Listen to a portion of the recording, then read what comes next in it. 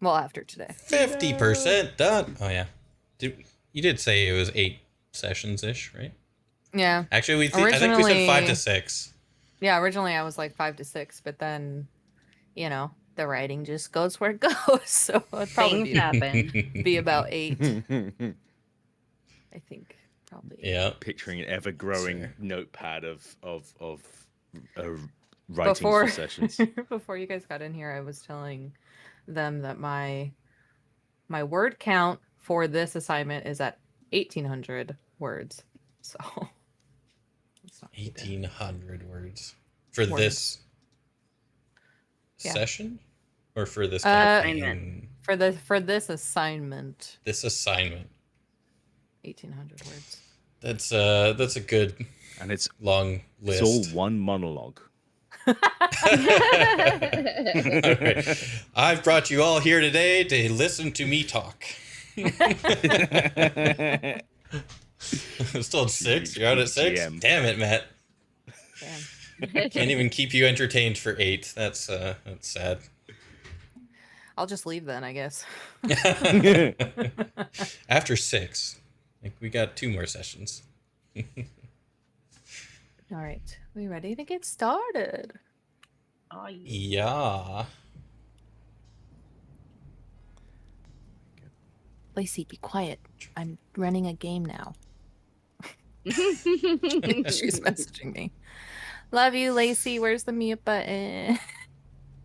Lacey, why don't you just talk and chat? I think she's at work. We love Lacey. She's at work. And has COVID. She has COVID Both and at the she's same at work? time? Oh, Yeah. that's not good. Dear God. Tisk. She's gonna skew her results. All right. Let's get started. So, last session, we had...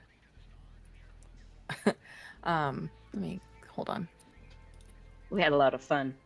Yes, after learning of some red hand dealings in the brine wash warehouses, you all met with Xander Akari and discovered the Red Hand and some other either Red Hand or potentially Eon's members conducting some kind of experiment in the basement of the warehouse on 2 little, like, 4-year-old twins that were found in some type of, like, cryo-freezed bleed containment box, and successfully knocked out Agent Williams at the start after a confrontation between himself and Detective Holmes. And Klein the Clove got away. You also took Marla Crane, one of the people down in the basement conducting this experiment, and good old Dr. Rowe turned into some gross pale creature and melted into the floor. So from there, Good riddance. from there, let's so what did we all take? So we ended with Dr. Quinn and Jimmy going back to the Stitch House. Yes. And Yeah, Fiona. I need some medicinal aid. little bit. After being shot in the leg. Yeah. And Fiona and Arthur going back to the chapter house with Marla. So, we'll start. We assume maybe Marla's at the bottom of an ocean right now. Who knows? We Got will you start... some new shoes. Oh God, that's good. Yeah. We'll start with Dr. Quinn and Jimmy as you both approach the Stitch House. All right. Best keep an eye out for any followers. I'll have a definitely better chance of seeing them. eyes, but I will be slumped over him pretty much at this point, as I've taken the maximum amount of bleed and 2 body shots.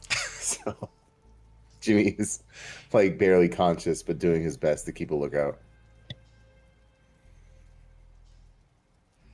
All right, let's get you inside. see if we can get that leg fixed up.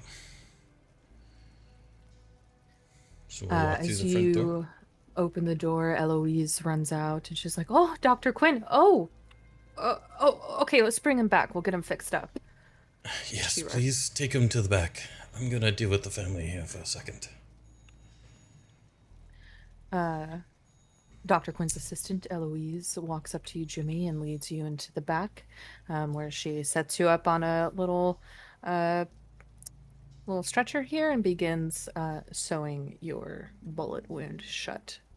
It did not go through, actually, so she spends some time removing the bullet and getting you all patched up. Classic. I will give her a little thumbs up, a grunt. Okay. Dr. Quinn, sorry, you said you were... I'm just gonna look over the kids and the mother, make sure that Oh, you have them, that's right. they're still good. You know, there's no injuries that need to be addressed right away. Yeah. Little Thalen and Sarah are just kind of sitting next to each other, huddled. They look pretty scared. And Mira looks at you. It's just like, thank you so much. I think we're okay. I'm not too sure where we can go from here. You can also give me a focus roll on the twins if you'd like. Okay. Do you have any family that you can go to? No. I mean, yeah. No. Maybe. It's been some time since I've seen them. They didn't approve of my marriage to Ivan. But, well, he's dead now, I assume, so maybe... My parents live out in the eaves. I suppose we could get there and try. 5 on the focus roll. 5 on the focus roll. You look at the twins and see that, looking a little bit closer, like their palms, just kind of turn them over. Their veins are slightly lined with silver, like you remember seeing on the boy in the trenches. But other than that, they don't appear to have any wounds. Very frightened, most certainly. Is there anything, is it moving at all, or is it stationary? Slightly, yeah. Just kind of Slightly. slightly, and it shimmers and it appears and then disappears and kind of as it moves up through their arms. Okay. Well, I can take you back to the chapter house and see if Eleanor can maybe find you a place to go. We kind of specialize in these kind of phenomenons that happen. Do you think you could, whoever you are, could help my kids? I believe so. Typically, you know, we have some pretty good experts in the field. They will be the best suited to find a resolution for your children. Okay. I think I would like to go there first. I think my parents are a lost cause, but maybe I'll try after. That might be best. And while he's talking, he's gonna kind of put his hand in his pocket and you know, grab the little bird. The little that's- bird. I was wondering where that was. that he always carries in his pocket, just as a, you know, a stark reminder of that wartime. Okay. Let me deal with our friend here, and we'll head back to the chapter house as quick as we can. Okay, doctor. Thank you. All right. So, Dr. Quinn, if you want to use a resource, you can. I don't know if you need one, but Jimmy, you said you wanted to take a stitch during this time. So I don't have any Does skills Stitch to do cure that. all of the things? Yeah. Or just one? yes, Okay, cool. Stitch. It says that it does all. Yeah. Thank God. Okay, yeah, one Stitch for Jimmy. Clears all marks for one PC. All right. And So, sorry, were you taking any, Dr. um, Quinn? I will not use any of those. Okay. All right.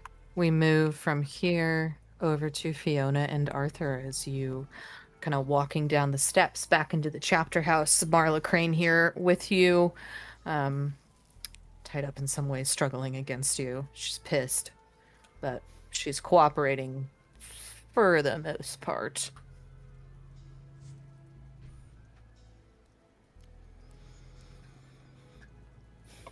I'm just gonna So- shove her every once in a while just to get her moving. You Just a little push her. shove. You push her. She Arthur goes, approves. I'm cooperating with you. You don't need to push me. Just be happy I'm not slapping you across the face. Well, let's get on with it, wherever you're taking me. Why kids? Why kids? Why anything? Why is it it's always kids when you're involved? You don't know anything about me. I know that your hands are red with more than just the gloves you wear. Maybe. So good. All for a good purpose. One you'll eventually see. The greater good. Haven't heard that before. You all continue down into the chapter house. You see Lenora sat there flipping through some type of book, and she looks up. Oh, so you brought someone with you. Who is this? This is Yes. Doctor? I didn't actually check your credentials. Doctor, yes. Nah. This is Miss Marla. Miss Marla. Lenora approaches and kind of walks a circle around her. Picks at her hair, lifts it up, like inspects it a little bit.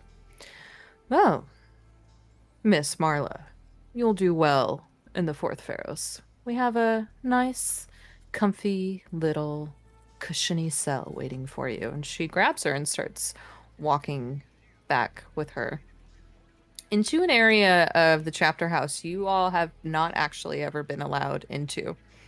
She spends a couple of minutes back there before she comes back out, dusting herself off. Marla's nowhere in sight. Well, aside from her, what did you find out? Oh, they've been doing some experiments on kids again. It's always kids. Why is it always kids? And the delivery we intercepted was a pair of twins. They, along with their mother, had been abducted, and they were attempting to do some sort of ritual utilizing the children's emotions by manipulating the relationship between them and their mother to try to trigger some sort of emotional response to get a result to increase their bleed output, is what it seemed to be doing. Wow. It seemed very much like what was happening at the lighthouse with Liza.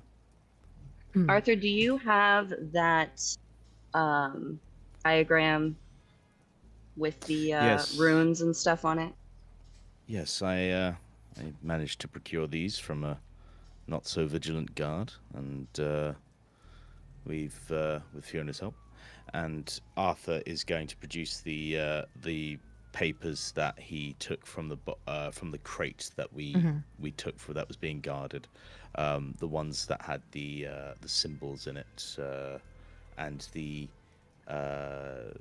It was a concentric circles diagram of what looks to be the blueprint of the ritual that was being prepared. Lenora takes that and kind of inspects it for a moment. Goes, I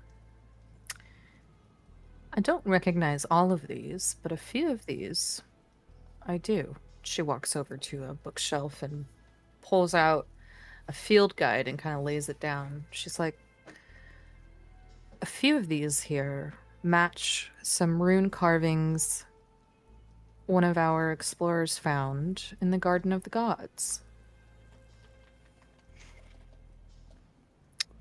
The Garden of the Gods. Yes, it's an old Farron site out in the Scarlet Wood. I'm familiar. Yes, Fiona.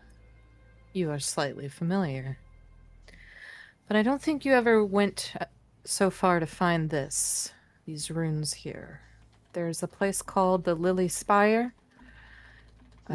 deep in the garden. Why they would have runes related to some ritual they're doing to increase their bleed resonance, runes from the garden. No, that doesn't make sense to me. I'm going to pull out very carefully with gloves and a cloth the tuning fork and the sample of the metal that I collected in the jar.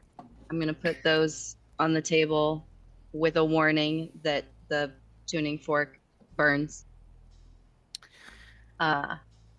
And I'm going to mention that the metallic substance that they were using reminded me of something that I've seen in the Garden of the Gods. Yeah. You bring this up to Lenora, and she notices your roundabout way of trying to bring this up without directly stating what it was. And just kind of eyes you for a moment, and her eyes flash to you, Arthur, and she kind of grabs them up in a cloth and puts them in a different, larger type of bleed vial containment, locks it. These will be going back to the Fourth Ferris as well. Hopefully we'll find something. Where's the rest of your circle? And I think a few moments later, Dr. Quinn and Jimmy kind of enter the chapter house here. There they are. Hey! Oh, hey everyone. Lenore, this is Mira, Thalon, and Sarah. Yes, I was just being briefed on the whole situation. We have a makeshift little home out of this rail car here. We can set them up there for now until I can get them probably also to the Fourth Pharos. Yes. As long as they're comfortable and good. Mira kind of Not experimented on. Mira kind of steps up and walks over to Lenora and goes, sorry, what is the Fourth Pharos? That sounds a little intimidating. And Lenora kind of grabs her and walks into the rail car with her and explains a couple of things to her, gets them situated, and walks back out. And she looks at you, Fiona, and says, it is very, very interesting that the Garden of the Gods and the Scarlet Wood has come up once again. And she pulls out just a folded piece of correspondence and says, this came in from one of our contacts, Virgil Hawthorne. He claims that the ground out there is breathing again. She walks over to a large chalkboard, and you see kind of a map of what look to be lines, and that kind of resembles what was it? Never mind. You guys haven't seen it yet. Never mind. You see Show all of us. these lines here, and at first it kind of looks like a map of like the subway lines, and then you look closer and you're like, Arthur, you see, oh no, those are my family's gas line networks.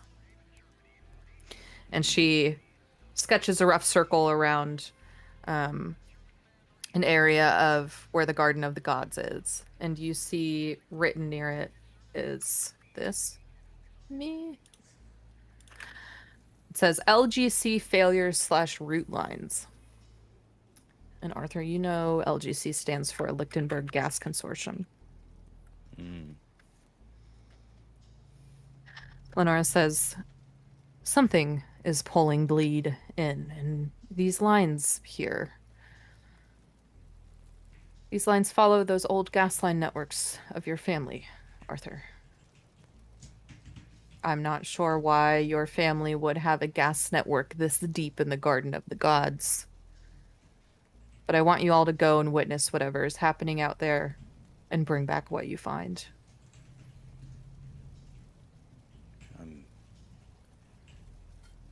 I'm interested to find out myself. As far as I know, there's no settlements out there. No, all None we that know of is there's a train stop. But no actual settlements. There's no reason for a train stop to need that much gas. Certainly not.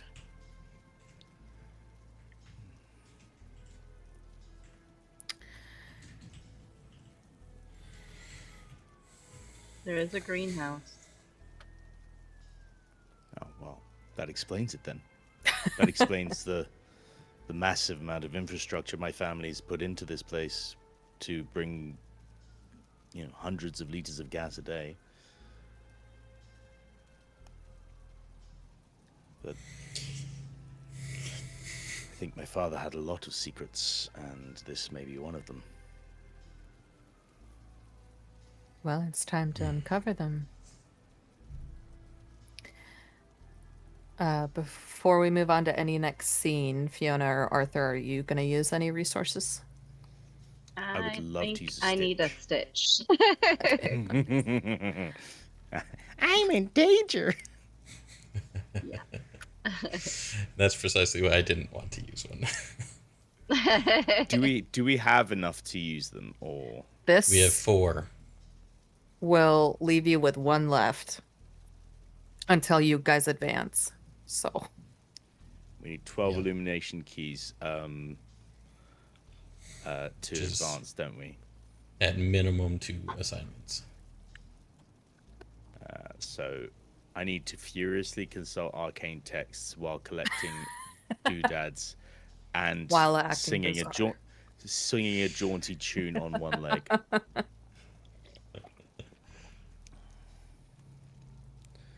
I would like the stitch if possible. okay. Stitch, stitch, stitch. I might also take a train, A train? again, just because it's a resource that we haven't used too Okay, much. so that will leave you guys with 1 stitch, 3 refresh, and 3 train. Yeah. Okay. So go ahead and heal your marks up for your stitches.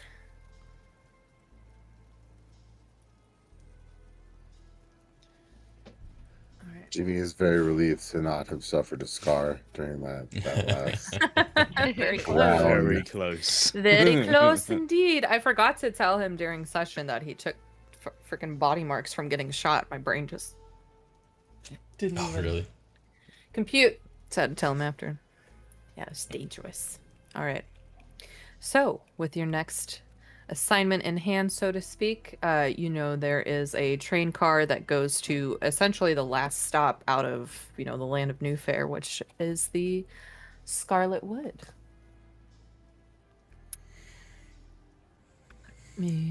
What a convenient chapter house we have. Yes. Yeah. Indeed, indeed. It is a really cool idea. Sorry, I need to open up one page here.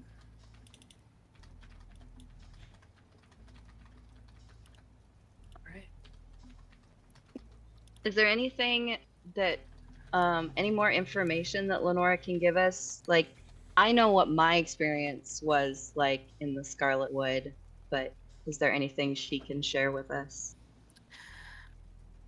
Well, I haven't been there myself, she says, and you'll meet with Virgil Hawthorne there, who knows a little bit more and tends to spend his time out there.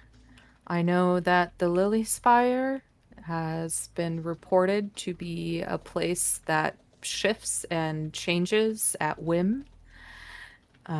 So be very, very careful once you get there. Other than that, I haven't been there myself. We only have that field guide with those runes somewhere within the Lily Spire maze. Where specifically, I'm not sure. Lily Spire is known as a maze. Yes. It's a labyrinth. Oh, fun. I've heard of it, but I didn't make it out that far after my last experience in the Scarlet. What was your experience in the Scarlet Wood? I might as well tell you that I came across your family's gas line while I was out there, and there was a curious vine growing around and near the gas line that resembles this liquid metal that we keep coming across. So, coming out of the gas line or around it? Around it. It was growing around it, and when I took a cutting of it, it burned me with bleed. Did you ever see any actual gas? No, it was a broken line. A broken line. Mhm. Maybe it was never actually open. Maybe they just needed some kind of line to move this stuff. It's possible. Would be a decent cover for it, to build it under the guise of a gas line, although still some holes in that story. Yeah, it was curious to come across it as far out as I was. Well, so we definitely have a connection to what's happened in the warehouse and the Scarlet Wood with the metal. Yeah.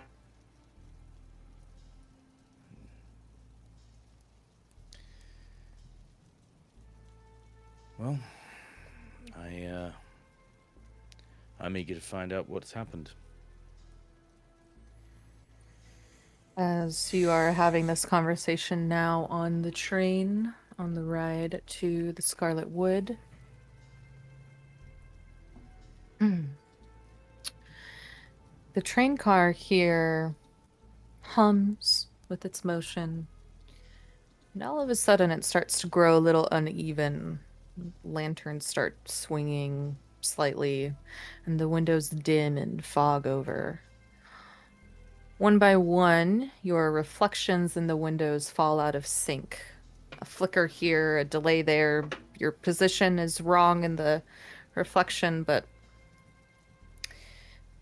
And then you all feel a pressure behind your eyes. You feel a thought that doesn't belong to you, a breath you didn't take. The train continues forward, but you are all pulled back in time, and you each fall into someone who you used to be. And we will do another little flashbacks on the train here. Clip show episode.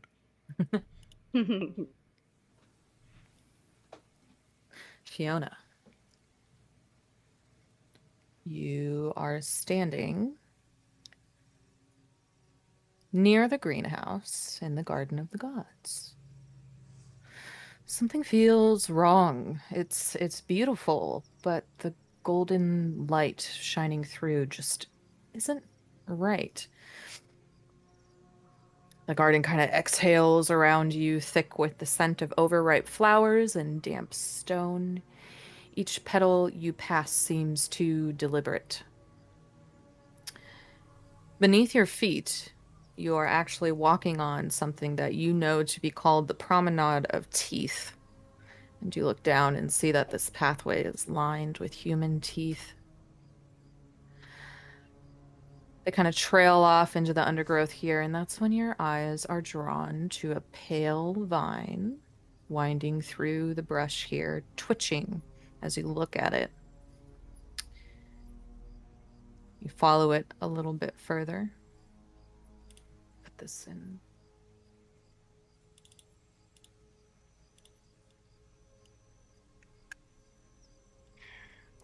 Go ahead and give me any roll you'd like to do as you're walking here through the garden. Survey or... I'm gonna do focus. Focus? Okay. Promenade of Teeth is crazy. Right. Yeah. Look very closely. Double fours. Double fours. You see this silvered kind of vine and it's pulsing, and you go to like not touch it, but just kind of move your hand up to it and it jumps back.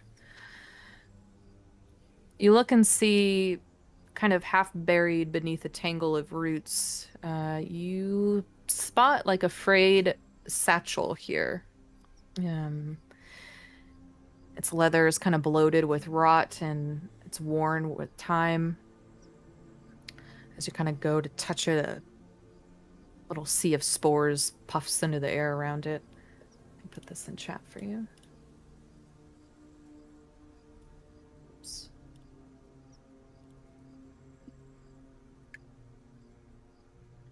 You see inside the decayed remains of like an old field journal. Most of the pages are smeared, illegible, text drowned in mold or covered by moss. Tucked at the center is one preserved leaf of paper, pressed flat, and drawn in pencil is a hand-sketched glyph of these interlocking lines. And you see the initials VH in the corner.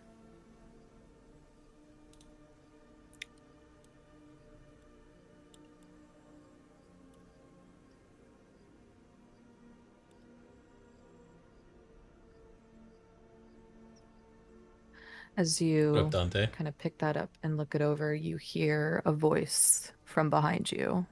It says, "You feel it too, don't you? The garden's not supposed to speak, is it?" And you turn around to see an older gentleman kind of gripping onto a satchel there. "Oh, you found my satchel." I did. He like slowly takes a step towards you. Nice. Could- Kind of soupy maker. Sorry, may I have it back? Yeah. I would extend my hand and hand it to him. He eagerly takes it from you and like stuffs it into his newer satchel and closes it up. "What are you doing here? There's not many people that come through here."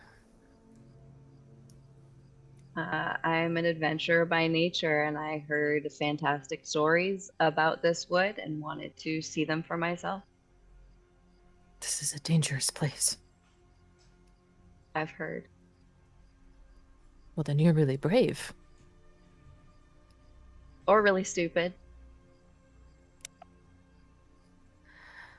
As you kind of talk to this man, he begins to tell you, my name is Virgil." It's nice to meet you. I'm Fiona. "Fiona." He starts kind of whispering your name over and over again. You can give me a read roll on him if you'd like.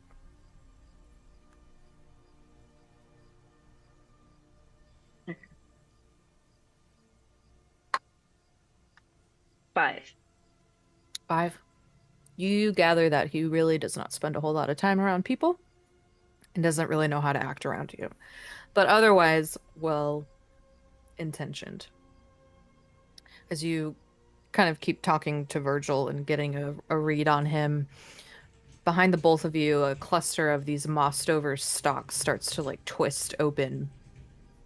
And the vines begin pulsing, and you feel and hear a deep hiss from the ground.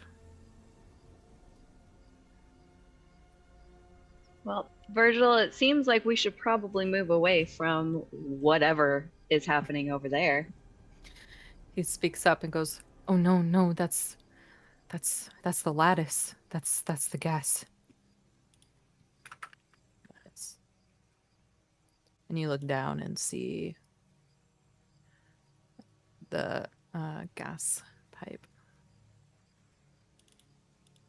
There we go.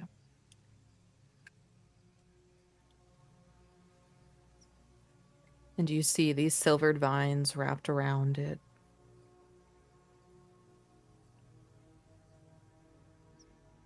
Naturally inquisitive and curious, I am going to attempt to collect a cutting. Okay. As you near it, it kind of sparks at you. Not fire or anything, but it jumps, and it's like there's this invisible electricity you can feel from it. So give me a control roll as you try to grab it and put it into a vial.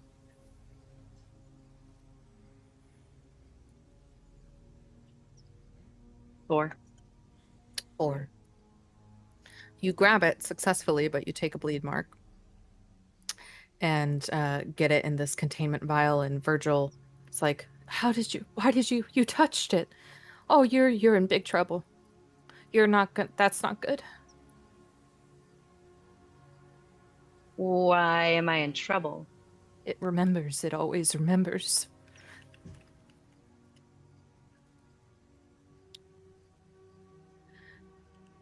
Does Maybe. it mean me harm intrinsically, or is it just dangerous because of the bleed? Oh, it means harm, Fiona. It means harm. It means to, and he starts to kind of lose it for a second. And beside you, another big, massive plant kind of unfurls in this, like, mouth-like way. It's like the garden is alive around you. As I'm going... Oh, go ahead. No, go ahead. I would gently try to get him to focus so that we could try to find a safer place to be. Give me a sway roll, and what do you say to him? I'm going to say, Virgil, we don't have to think about the vine right means now. harm. We need to think it about means harm. We need to think about our safety right now, so we should get away from the harm. And that's a 3. No, I can't. It remembers, and he takes off running further into the garden. As you watch him book it, the whole world around you kind of like shifts. It's like the sun dislodges from its place in the sky and moves over. All of the plants around you start bleeding color, kind of like as if you're on an acid trip. And everything begins to tangle in front of you. As the world just changes into this insane color of shifting plants and vines. And when the light returns and when everything seems to be in its place, you find yourself sitting in the train car once more. I mean, the trees out there are known to have hallucinogenic slap. Whoa. That was a crazy ride. Right on, dude.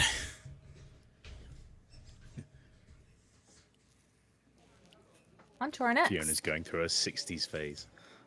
Yeah. Jimmy. Hey. You are in the process of pushing open a hidden iron door behind a laundry chute in some random building. It has been a couple of weeks since you followed Klein the Clove into the Palace Theater, and your leads have run dry until somebody sent you an ominous invitation to a place called the Ember Room, a speakeasy. You descend into a tight stairwell lit with red gas lamps and emerge into this speakeasy called the Ember Room. It is a low-slung den. You hear music, perfume, smoke, jazz. There's quite a few patrons in here. Sorry, looking at a couple things.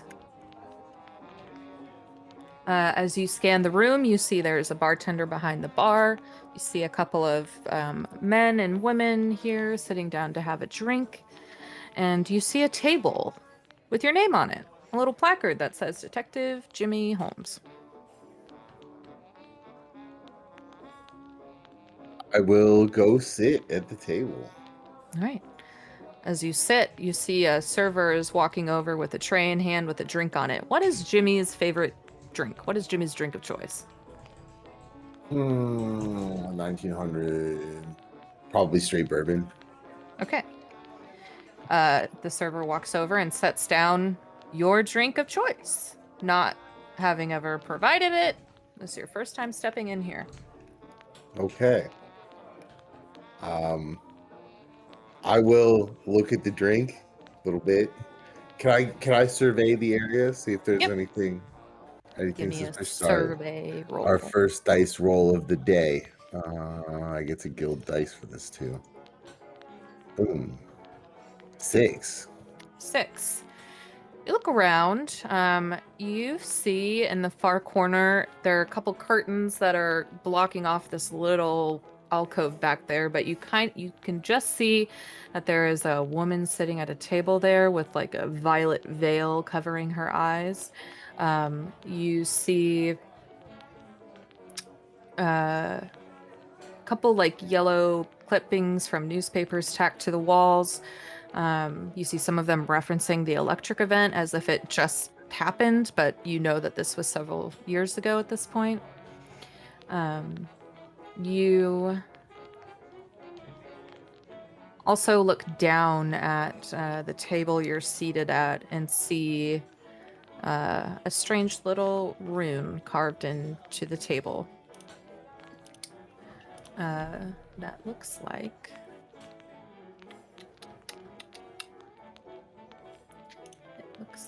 sorry.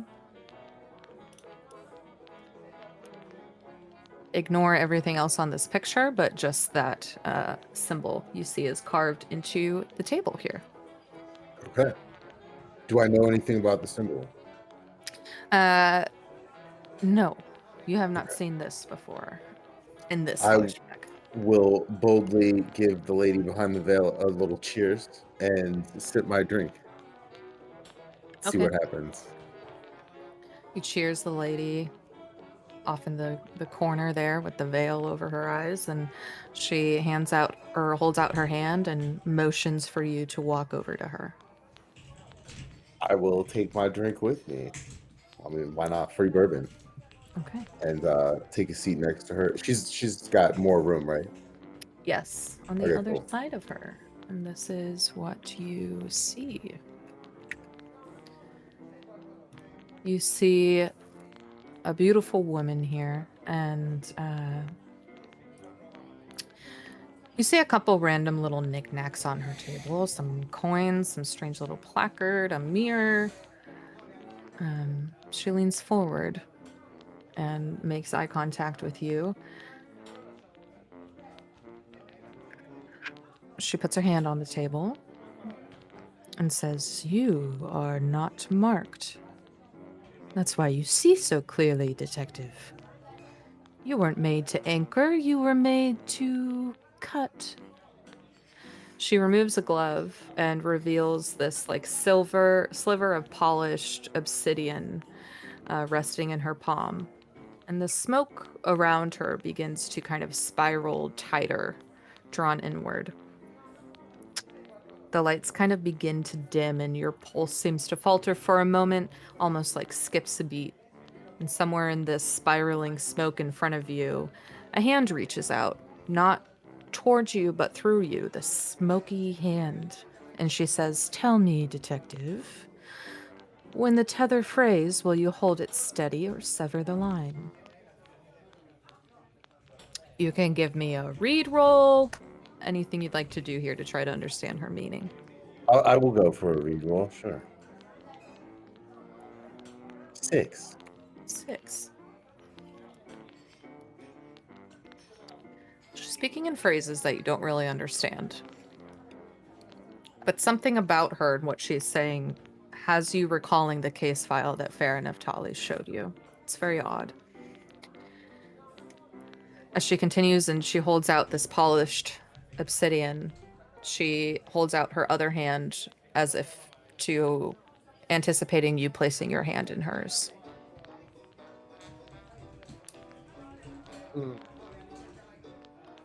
As a skeptic, I am wont to put my hand in hers. Doing the You won't? jazz hands. You don't. Whatever you want to do. I will continue to sip my drink, but not. I won't touch her. I'm a Okay. little hesitant now that magic is clearly involved. Okay. All right. You decide not to take her hand, and she kind of pulls back and smirks at you through her veil here, and she slams it down on the table. And all of a sudden, the walls here kind of begin to dissolve into places you've never seen. It's like one wall turns into a room of a study, another wall turns into these like a catacomb door slick with this liquid metal. You see massive gardens of pathways of teeth. They don't appear in full, they just kind of are impressions, fragments, and they flicker in and out. And you feel yourself like being pulled. And you see that this shard on the table is just humming, and a silver thread begins to rise from it. She speaks again. Jimmy, some are stitched to the fracture, others are hammered in, but you, detective, maybe your hands can unmake it. Find the thread. As the air kind of pulses again, she says, beware the boy that let her go. And suddenly, that obsidian shard stops humming, and the silver thread disappears. The room resets, and you find yourself sitting on the train car once again. But I have a question. What is your dominant hand? Right. Right hand. You look down at your hand, and you see this violet silk cord wrapped around it. Oh boy. And you get an artifact gear. This is what you get, Jimmy. It is called the Silken Cord. Sweet. This is dark violet silk. When tightened, it tingles with a subtle resistance, like pulling against a thread that stretches through time.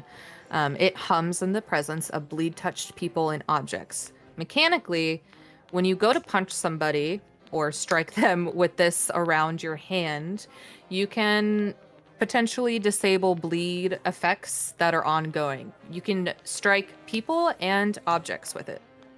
Okay. Okay. Cool. I love this. Awesome.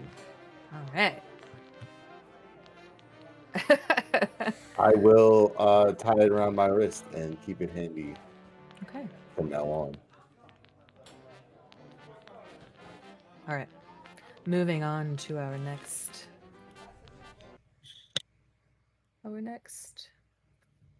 flashback.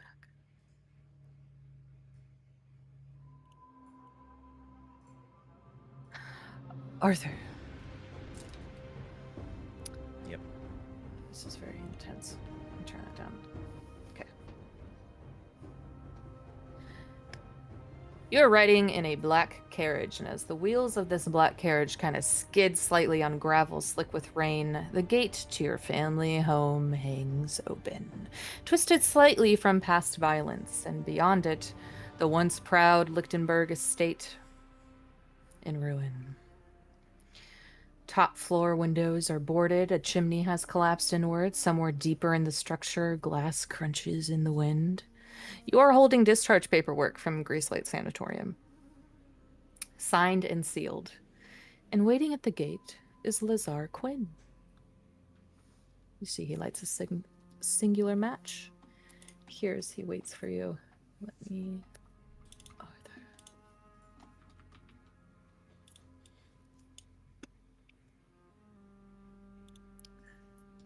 As you... Oh, Fiona's face. As you approach and kind of exit out of the black carriage, Lazar Quinn says, "Ah, young Master Lichtenberg. I see you've survived your vacation." Vacation's not exactly the word I would use, but yes, I am home, for want of a better word. They never let me in, you know. I did try to come see you. Well, I only there was always a point system for having visitors. I never really scored well on those. Behavior. Nah. That makes sense. Well, your father left things unfinished, and fire doesn't bury secrets, just bakes them into stone.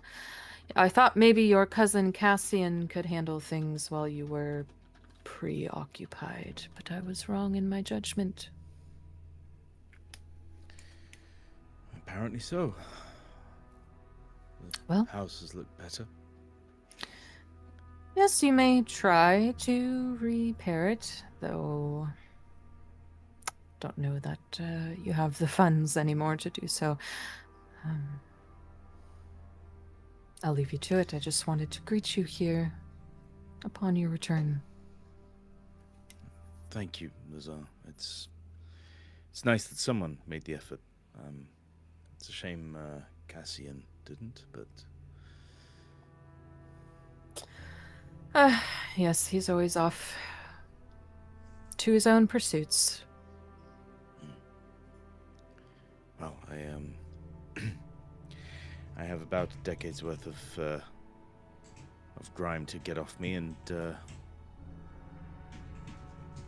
suppose I should take stock of the damage that's been done since I was away. Thank you for being here. It means a lot. Anything for young Master Lichtenberg. Well, I'll leave you to it. And he, straight as a board back, starts walking away.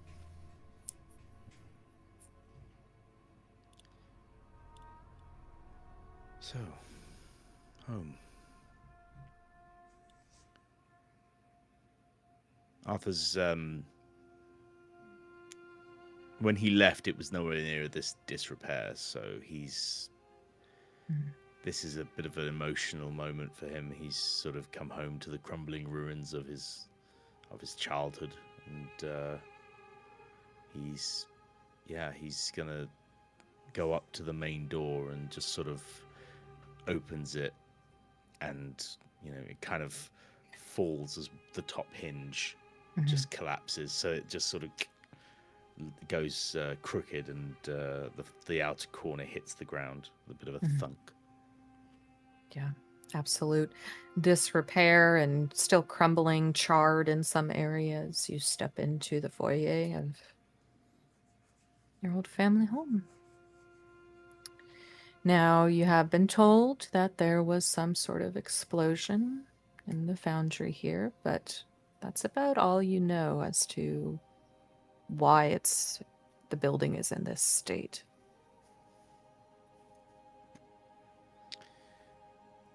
Oh, it's a bit. The match was in poor taste, I think, considering. As he looks around, he's going to take stock of the scene around him, and just his immediate thought is to look for something that's, if there's anything that's salvageable or even remotely unaffected by the blast. Yeah, okay. So you kind of step towards the foundry, and there's wind blowing through here with the roof in disrepair, windows blown out. You step over the threshold here, into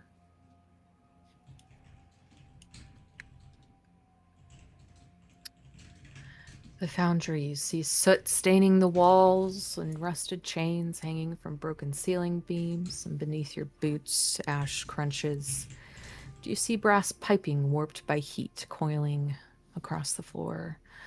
One ruptured pipe juts from the debris, cracked open to reveal some sort of strange liquid metal pouring out of it. Actively pouring, Mm-hmm. or It has solidified here, but it's clear it's solidified from its like liquid state, so it appears that way.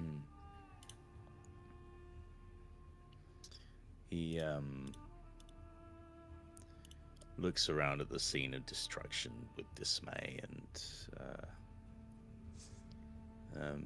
he's not sure if anyone was home or if anyone was caught in the blast. His understanding is, that well, I mean, he's interested in the metal in the pipe as he looks at it, because he thinks that logically could be the source of the explosion, and he'd probably take a closer look. Yeah, he's Okay. He's going to climb up on the desk and have a quick look at the pipe, assuming it's higher up. Yeah, slightly. Go ahead and give me a focus roll.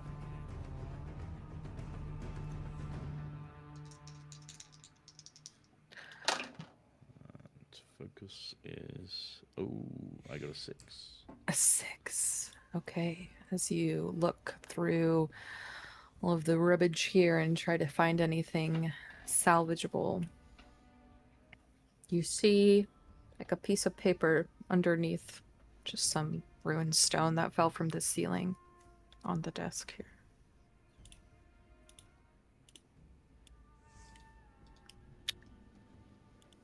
And as you pull out that paper, you see a drawing. It looks like maybe somehow drawn by you as a child. Still in really decent condition. Some type of big ominous shadow over yourself and your sister. Do I remember drawing this? Give me another focus roll.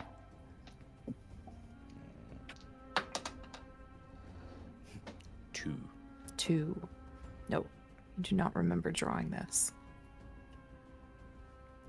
He is going to touch it fondly, because it's something that, when he was with Anastasia, but he's going to hold on to it. But it is, he doesn't remember drawing it, and he doesn't know what the shadow behind them is depicting. Mm-hmm. You also, on a 6, spot a bronze chain here. And you kind of pull that out and you find a dark pocket entity watch behind them. One of Father's collections. As you open it, you see engraved on the inside says, "For when time fractures, hold the line." And Arthur gets his artifact gear. A chronometer. Narratively, this is an heirloom pocket watch from the Lichtenberg line. Damaged in the foundry explosion, it continues to tick slightly out of sync, and when activated, it can draw Arthur just outside the flow of time, allowing him to act between moments. So your actions could be repositioning yourself, interacting with Bleed in a different way, interrupting an attack. Mixed success, you may take a single cinematic action outside the flow of time at the risk of those nearby. Full success, you may flawlessly move through a temporal fracture. That's cool. That is very cool. I am very happy with this, and he's Of course, he's less familiar with what it's doing, but he's at the moment that he listens to it and hears that it is ticking, even though it sounds a little off. And he wraps the chain and slides that into a very ill-fitting waistcoat that was,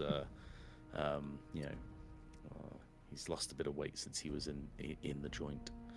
But he puts that in its rightful place in there and taps it and sort of as a comforting gesture.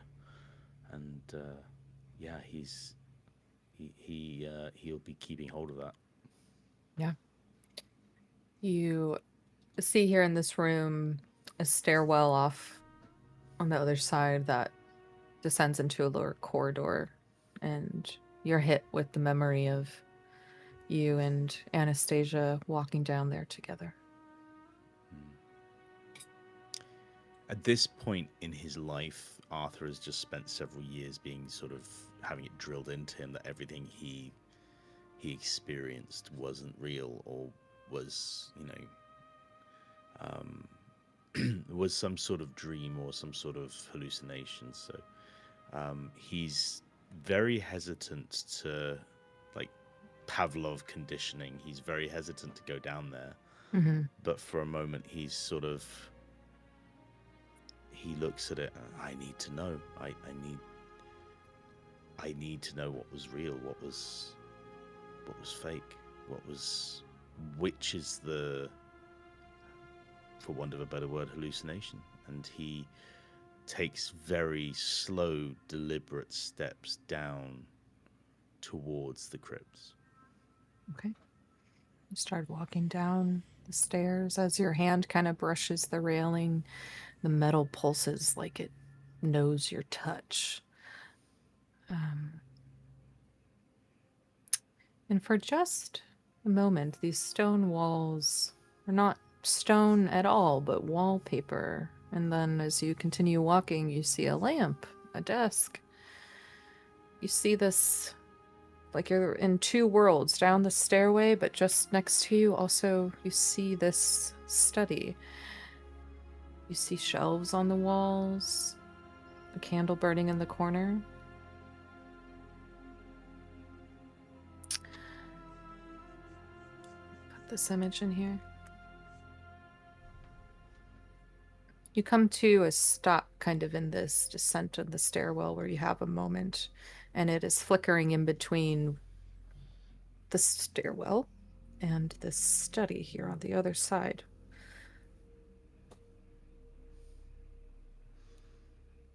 Okay. He, his first thought, again, like Pavlov conditioning of just being the repeated attempts to convince him that he was insane.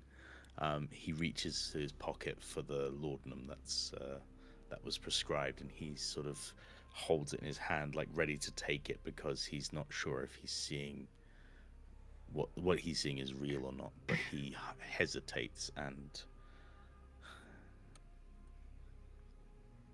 he's gonna step towards the lantern.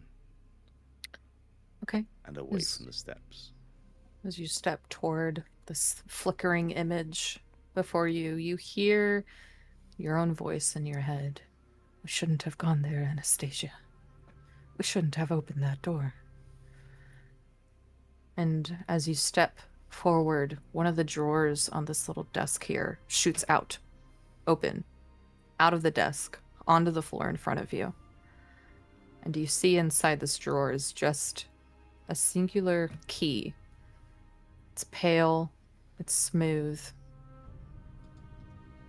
and you see a single streak of like silver in the middle of it.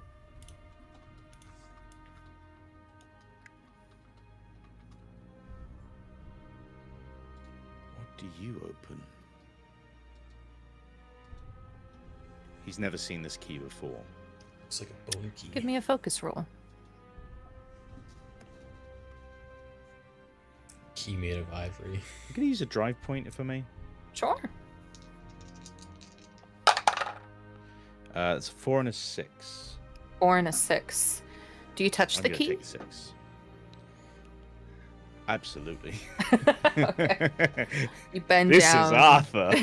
and pick up the key, and as you do so, everything around you again shifts, and it's colder, it's darker all of a sudden, and you see this narrow corridor in front of you that eventually terminates at this iron-framed archway, like half swallowed by stone.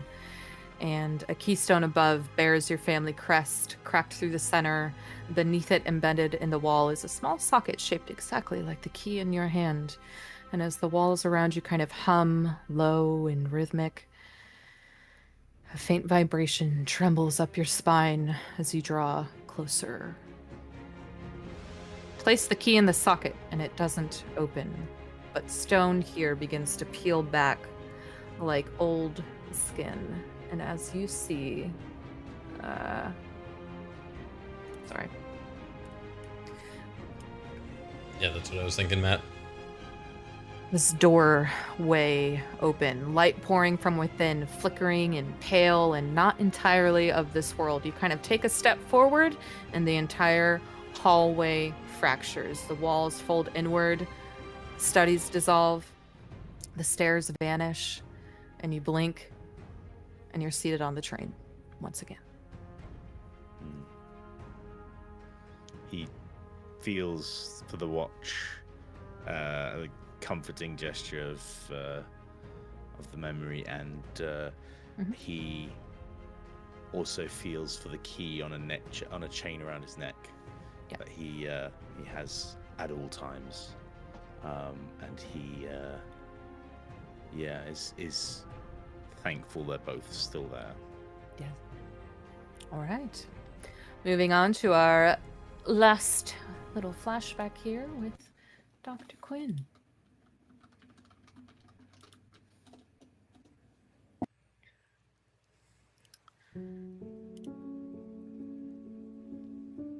Dr. Quinn, you sit in a lounge that has completely forgotten color. The walls here are tiled in a shade that might have once been cream but now resemble old bone.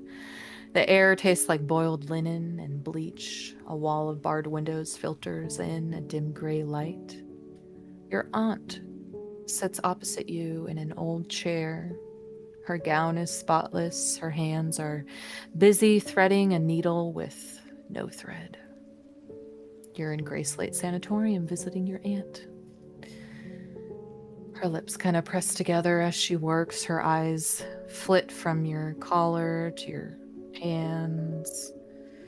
She whispers, "He gave me this. Said I'd need to mend something soon."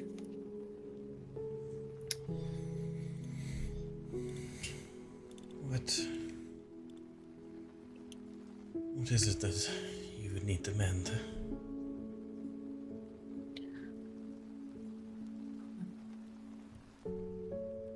She keeps messing with it.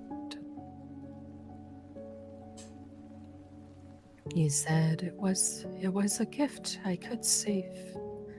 I could save him. I could stitch him back to life.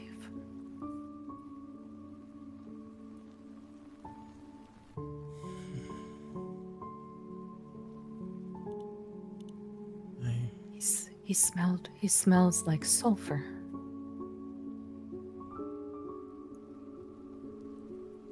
Stitching someone back to life is a very difficult thing to do. I'm gonna put this image of her here.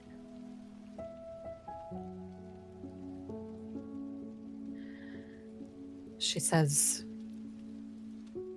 "That matchman, he was with your uncle, you know, at the end. Before they made it an accident." And you see she pulls out a photograph. Oops. In this photograph, you see yourself as a child, as the ring bearer at your aunt and uncle's wedding. You see your grandmother, your aunt's mother, And also, you see a tall, slim man standing next to your uncle.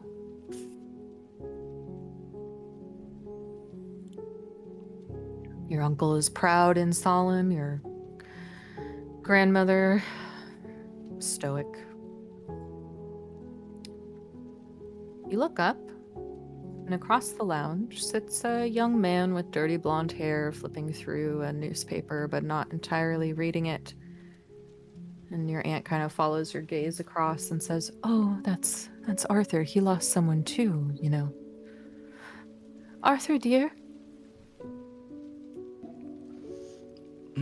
Yes. "This is my nephew, Dr. Quinn." Doctor,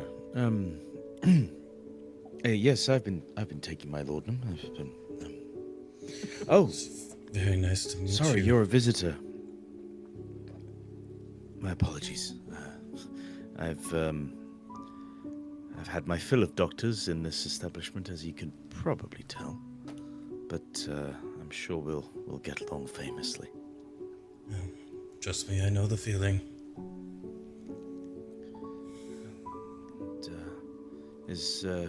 He looks at her and sort of towards the doctor. Is today a good day? Give me a read roll, Dr. Quinn, on your aunt. Certainly will. 5. On a gilded. 5. It's better than some of her more recent days that when you've come to visit, but she's still wrapped up in emotions and trauma. You know, some days are better than most, but I'd say this is a good day. It's good. I'm glad. We don't get a lot of visitors in here, so it's nice that you came. I'm a bit jealous, if I'm being honest. How are you, Arthur? In between... Well, that's a good description, really. I feel in between. Meds make it hard to think sometimes, and hard to think means hard to do, so I spend most of my time trying to convince them to lower the dose a bit. But I also don't want to admit that the things they say are but just my mind are in fact just my mind, so I'm stuck in between a rock and a hard place. Your aunt, whose name is Marion, by the way. She's sitting there with this needle, no thread, just continuously as if she's not sewing anything together. But she says, "Stuck between, rock, hard place, stuck between, in the phases. It wasn't an accident. It wasn't an accident." She begins Alaric to will have a- grab her hands, just kind of gently try to calm her. It's gonna be alright, Marion. It's not. Her hands start shaking in yours, and like the needle falls from it, and her hands are just shaking, and her sad eyes just look at you. He did it. He did it. He gave me. It was a gift, but he did it. He did it. He did it. He did it. He did it. She starts freaking out. It's gonna be alright. Who are you talking about? The man. Which man? Man. He was there. What was his name? I can't remember his name. And He'll a take nurse. the picture and say, is he in this picture? She grabs it from you and looks, and she starts scratching off the face of the man standing next to your uncle with her fingernail. He did it.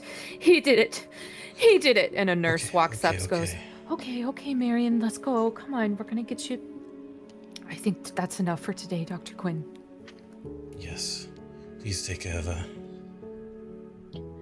The world kind of shifts, goes into a blur, and you find yourself seated on the train once again. You look down, in your hands you're holding a small sewing kit, and you get your artifact gear. Dr. Quinn. It's a worn, compact sewing kit once gifted to Marion Quinn during her stay at Gracelate. Each stitch made by these needles carries a strange, quiet hum, and it contains 4 needles total. You have some opportunities to heal marks once per session using these needles. They will break after use unless you roll a critical success. Okay.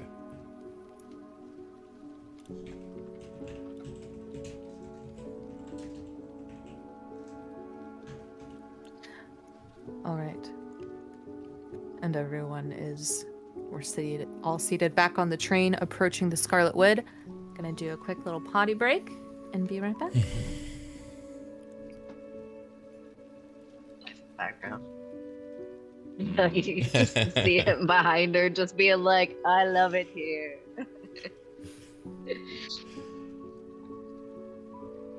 Yes. What was Match Guy's name? Lazar Quinn. Alazar Quinn. Lazar. I think it was Lazar. Lazar. Lazar. Yeah. Yeah. Oh my gosh. I believe he's was the friend of my father's. Yeah, he's the creepy dude I saw in the circus when I was younger. He's the creepy dude. He's the creepy dude standing outside my family home that burned down with a lit match. Uh-huh. That's pretty. Yep. Wait, and the guy that gave me the compass coin is your cousin, Arthur. I believe so. That was Cassian. Right before he took Oh, off that was- to be part of the was Star Cassian. Wars franchise.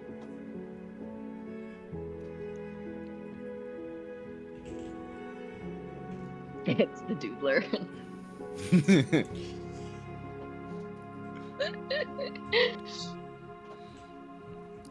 If I had a nickel for every time one of the Lichtenberg family had entered my story, I'd have 2 nickels. Which is not a lot, but it's weird that it happened twice. No.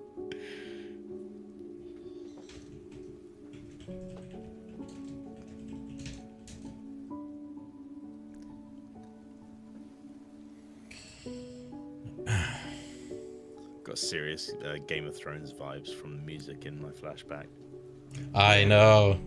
That's what I was thinking was too. very, And then it got very really intense. And It was at the really right good time. timing. I was The like, perfect. Yeah. that is fire. That is. That's just. Yeah, that was. That. Ladies, gonna be a couple of continue theory crafting. Okay, well, theory crafting has been approved. So, here's what I'm thinking.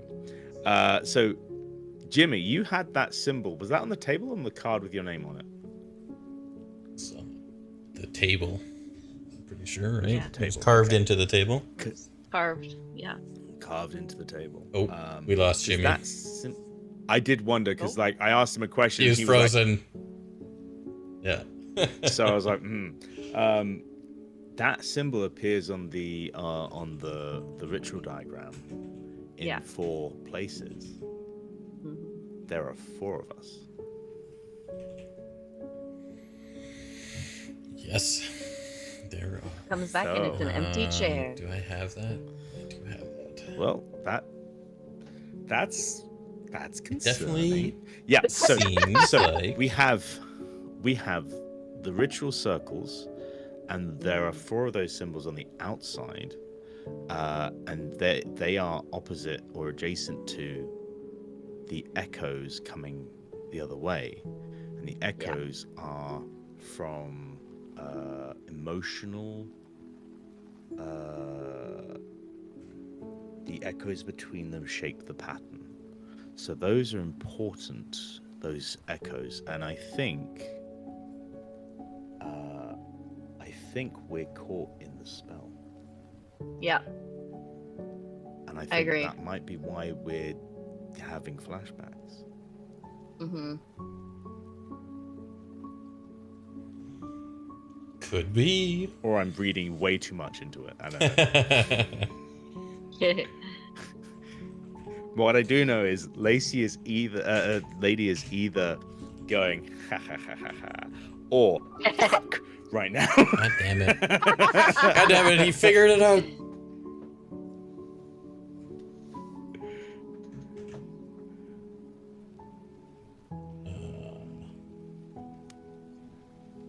No, I'm just staring at this diagram. Yeah.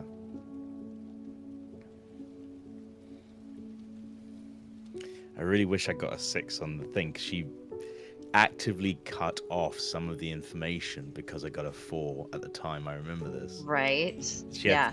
had to take the second image, the one with the key of the different symbols, and she cut off like 2 or 3 of them at the bottom. And I'm like, Yeah. so yeah. But yeah, it is living a little bit rent free.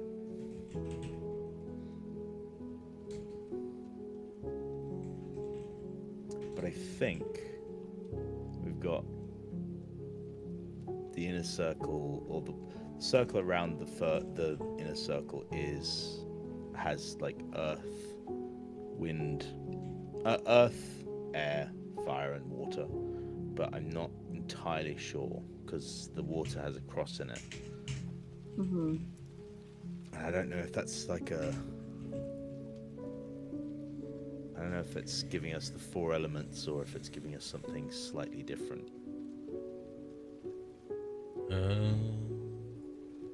Well, because I see the fire and the water, but the one in the upper left looks like electricity to me. It does, And then- I was wondering if I was trying to like piece it with like water, fire, the triangle with the plant is, well, plants grow in the earth, so earth, and therefore the other Right. one logically must be air, wind, or light. You know, that element of that Elemental. carries lightning. How do you show Right. air on a symbol? And I was like, or Right. wind. So I don't know. Or could the triangle one just be growth? Yeah, that's possible. So yeah, sorry, lady, you did say we could theory craft. I did. It's helpful for me to hear what you all think. All right, so we continue on.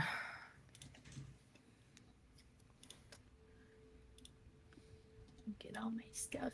I'm not sure if Jimmy's back. Oh, that's right. Where'd Kin go? He's not there. I don't know. Just wait a second. He's blowing out his birthday candles. He did freeze and have to, like, it dropped him and then he reconnected. Mm. Yeah, Maybe he's in the bathroom. and then he was just gone. It was very ominous. Yeah, it reconnected and he wasn't Oh. even on screen. So, Yeah, it was spooky. dun, dun, dun. One more thing real quick about these runes. On the little sheet that shows the little runes, it says, what's buried is summoned, raw, and unfiltered. What if the flame represents power or bleed? Okay, yeah, that would change everything in everything I sort of done with that circle. But yeah, that's possible. Yeah.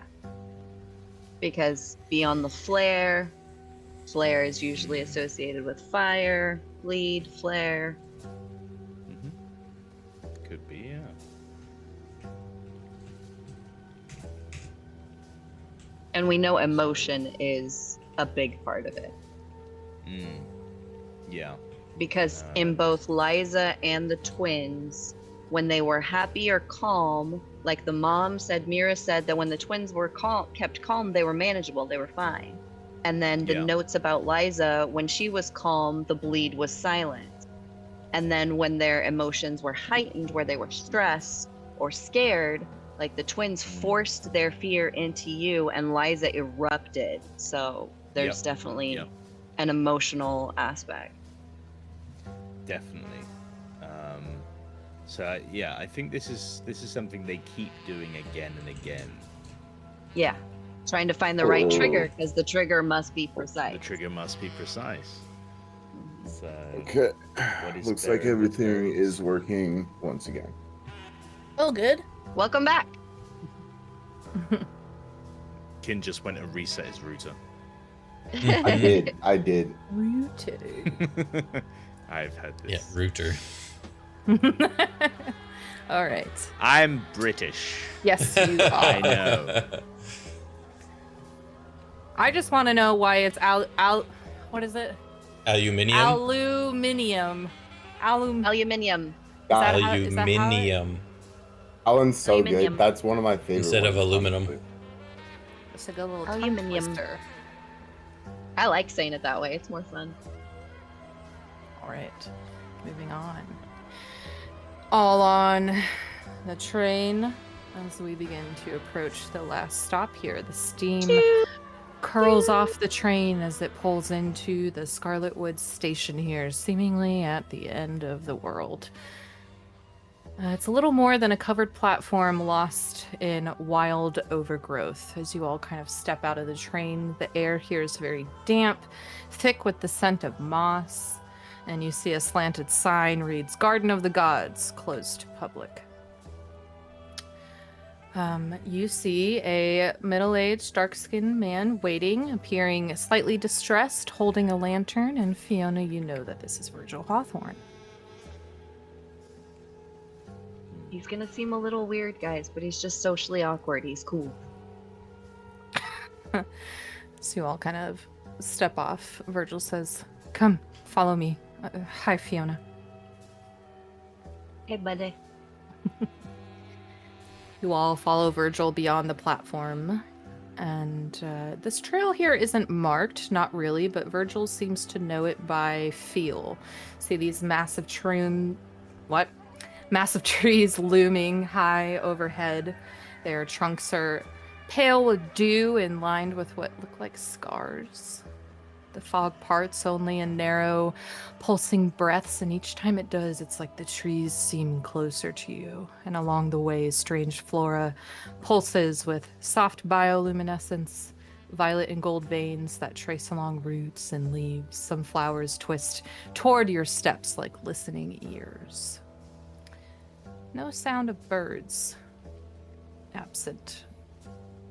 Different from when you were here last, Fiona. Sorry, 1 second. Gotta let it. No images here. Virgil leads you all here, and he says, "This is where it started, where the roots went deeper than they ever should have. I tried to warn them, but people don't listen.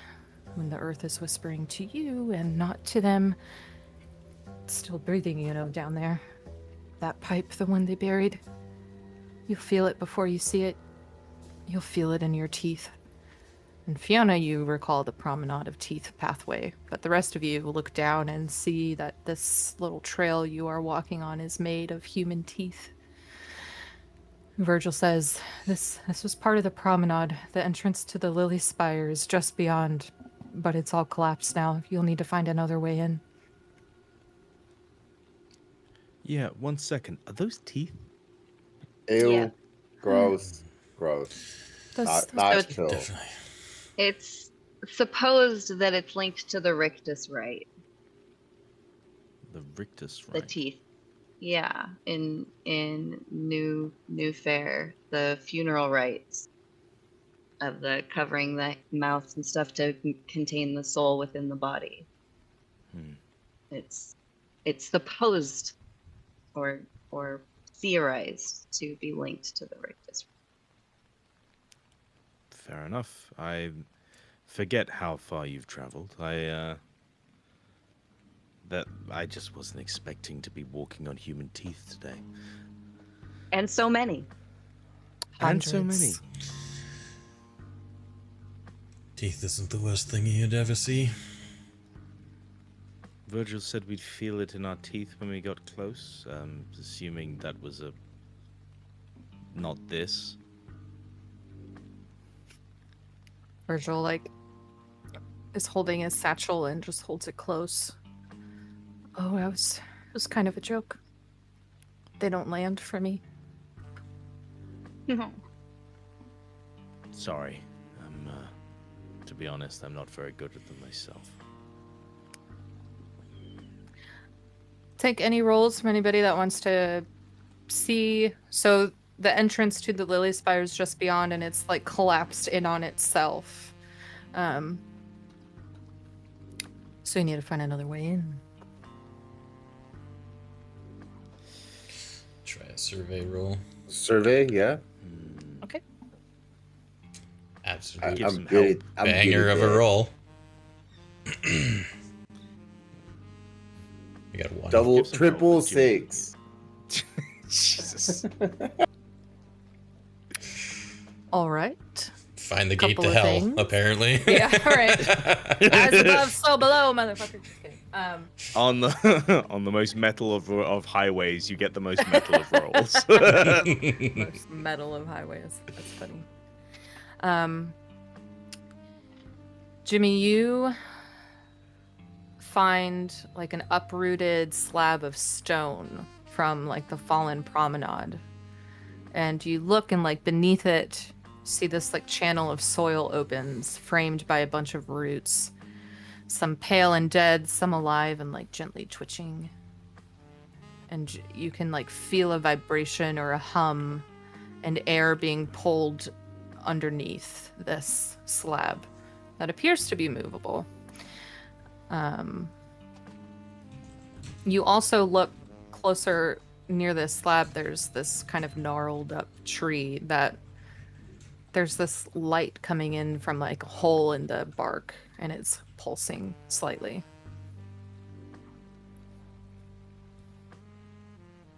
I will tell everybody, hey, I think I found a way in, you guys. It may or may not be safe. Well, when has that ever stopped us? Yeah, that's a good point. Arthur, you hear a whisper, and you swear it sounds like Anastasia. Arthur, over here. It's coming from this tree that you look over and see a faint pulsing light from within it.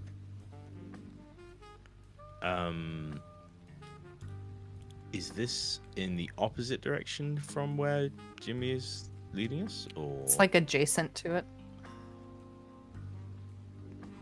he is definitely going to inspect it, but not move too close? Okay. Give Are the trees me like anglerfish. Give me a sense roll. Ooh, a sense roll. Let me, do I have a drive point to throw on that? I do. I have my drive back, so I'm going to put a drive on that as well, please. Red one.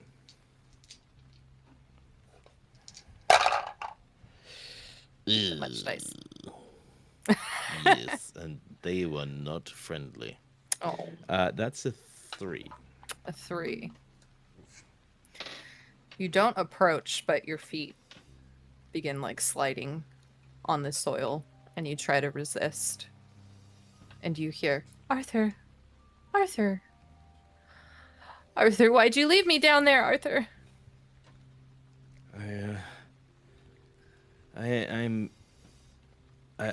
have no memory of what happened down there, so I'm gonna say I don't know.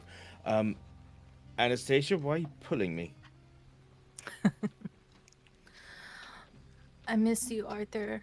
Arthur, I miss you. And your feet start like sliding on the soil closer to this tree. You all see this happening. You don't hear what he hears, but you see that he is being pulled by a force not of his own.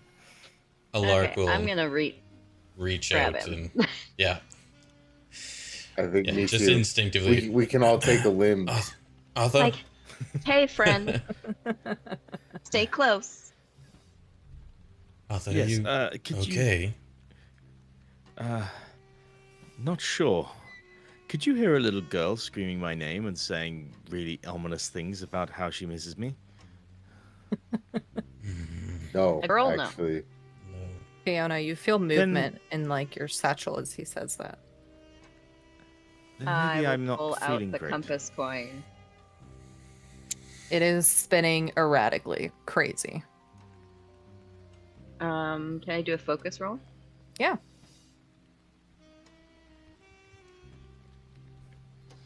Uh, 5 and a 6. As you kind of focus on it and what are you focusing on as you focus this specifically? I felt drawn to Arthur when holding the coin before, so I'm going to focus on him and what he's experiencing, or Okay. just him in general. I want you to also give me a sense roll. Okay. I'm going to use it for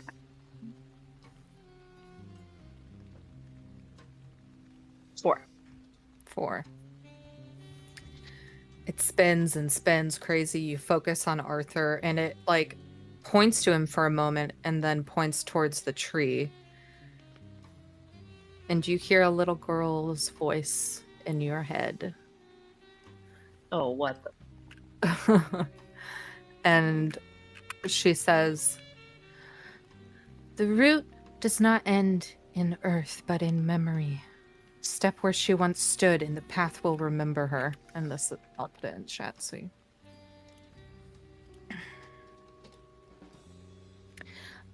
Did while Arthur hear this, or was this just in Fiona's head? this was just in Fiona's head. I will repeat it aloud after telling the group what the hell. Okay, yes, I heard a little girl's voice. What's going on? Arthur, you hear laughter. Oh, that's not disconcerting at all. Okay. So the route end in earth, but memory. Step where she once stood, and the path will remember her. Step where she once stood. Can I try to remember? Was I here before? Yeah, give me a focus roll.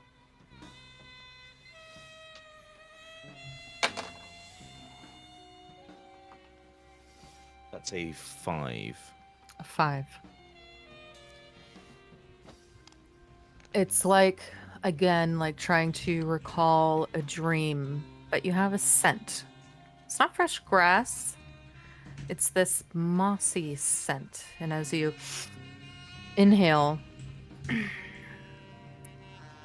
it seems like maybe you had been here before, and you recall when you awoke in the courtyard. And you remember looking down at your shoes. And the soil and moss here, as you kind of recall, seems to maybe resemble what was on your shoes as a kid. When you came to. While this is happening with with Arthur and Fiona, Jimmy, would you like to try to remove this slab of rock over this opening? Yeah. Okay. I'll do the strength roll. Yeah. Let's just do a strike, yeah. Okay, cool. My favorite kind of roll. Oh, whoops. And another 6. Okay. You successfully lift the slab off and see a very long stairwell descending down, covered in these roots. Okay. Who wants to go with me? Bit busy at the moment.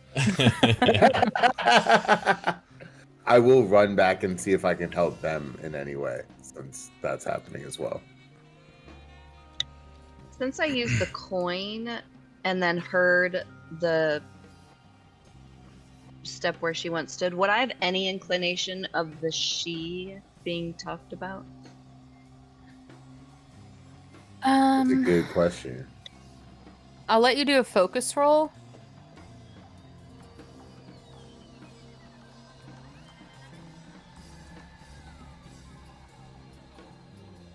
Not great. 3 and 4. 3 and 4. You're not too sure, but change the song. You get a feeling of yourself. It's very confusing, but you're not sure. I get a feeling of myself. Am I still being dragged towards the tree? No, it has stopped with Fiona hearing this phrase. Okay. Are you feeling better? Well, a bit confused.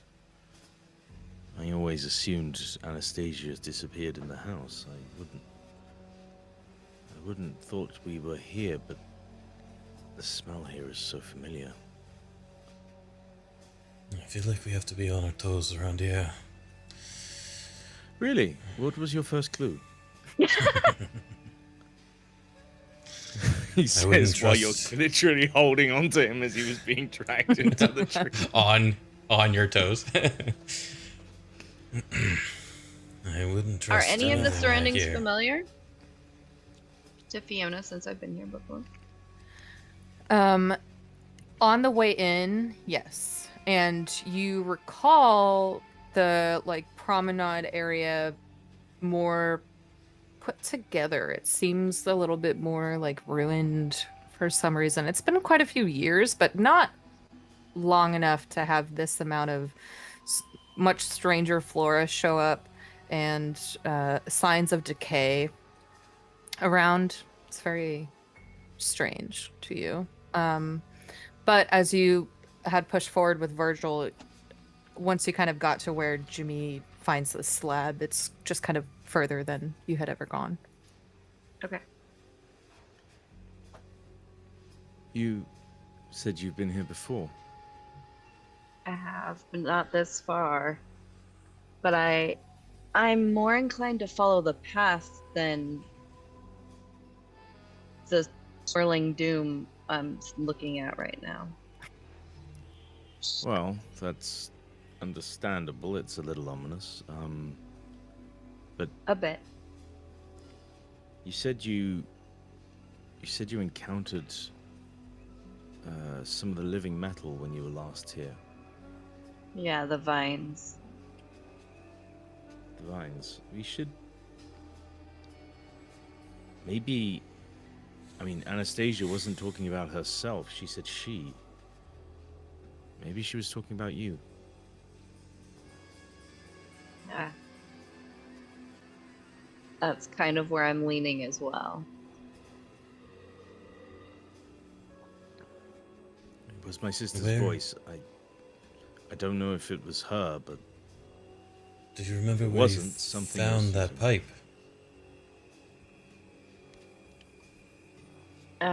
Near the greenhouse. Which is a Virgil, ways the greenhouse. back. That's the question I was asking. So Sorry. Yeah, he speaks up, says, we passed it. You see that the teeth, they stop where the collapse is. So I don't know that there's much more to follow.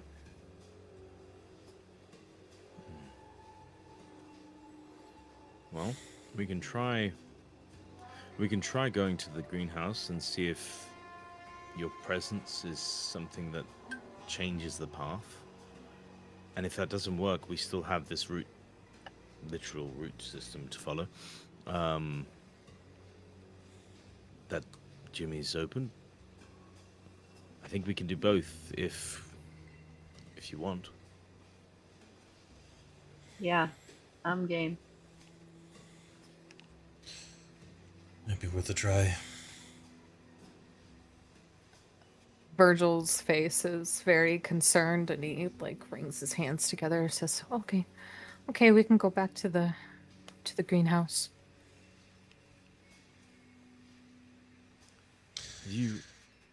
Virgil, have you ever heard anything coming from the trees here? The earth speaks to me sometimes, yes. Does it take on a voice of someone you know, or does it have its own voice? Oh, I've heard Fiona before. I've heard other voices. Not mine. I heard my dad once. Has it ever tried to do you harm, these voices? Not the voices, but there's things here. What kind of things is that we Well, have to watch out here. for? I'll show you. And he tears out a page from his journal, and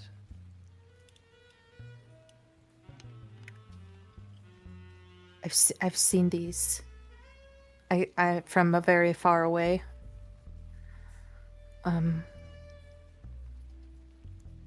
I haven't gone back to the greenhouse. Okay. Since it's a labyrinth, you know? I mean, sure. Totally. Approach.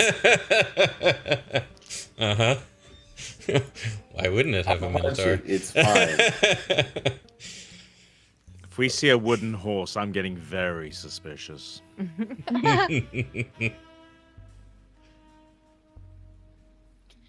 It's the helmet it has. It's wearing a gold helmet, and I don't know. I've kept my distance, but they remember where you stepped to. So this thing remembers. The vines remember. Should I even be here? Everything I'm in remembers. danger. What do you mean the stillness breaks the echo? You've written it here on the page. By the way, this is a fantastic drawing.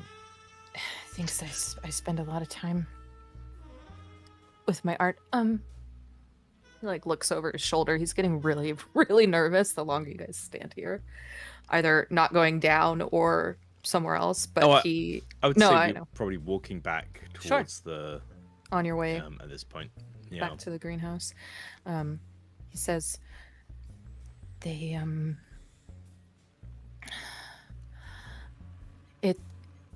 it can see with its mind into your mind.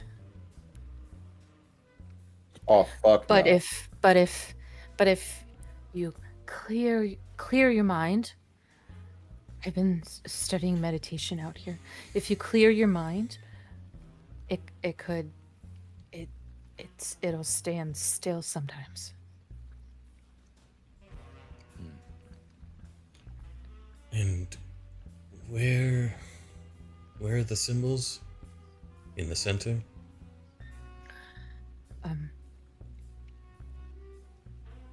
I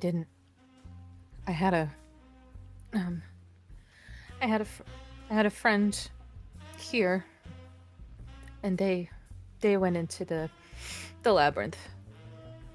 They got out, but they were changed, and they talked about symbols on the walls.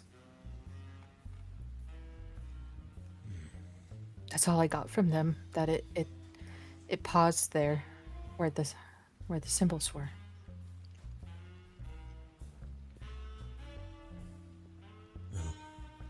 Looks like we'll have to keep an ear out for a humming helm. Yeah. One more thing to worry about. You guys slowly see a glass roof and see the structure of the greenhouse just in the distance here. Right. Well, Fiona, where were you before? Give me a focus roll, Fiona. Okay.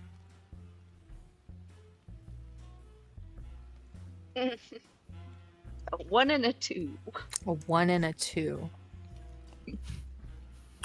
You look at the greenhouse here and see its position has changed. It's not where it was before the last time you were here. You look and see that while most of the vines appear to be the same, there are more vines with this silvery structure to them covering up the greenhouse. And you look to where you found the initial valve before, and you're like, it was right here. And Virgil like steps forward. Fiona, it changes. This whole place changes. It shifts. It shifts what's real and what's not real. The ground shifts or the trees shift? All of it. How would they build the network of pipes for the gas lines if the geography keeps changing? It's With before great my difficulty. Maybe it was before the shifting began. Take a survey roll from anybody. I would offer to do it, but I don't think my 1 dice will stack up against So Jimmy's dibs. 5. Double gilded 4 dice. Let's go. Double 6s. 1's gilded. Not that it matters. I haven't used the drive yet. Jimmy, you see the door to the greenhouse, like it looks like it starts to grow in size before you.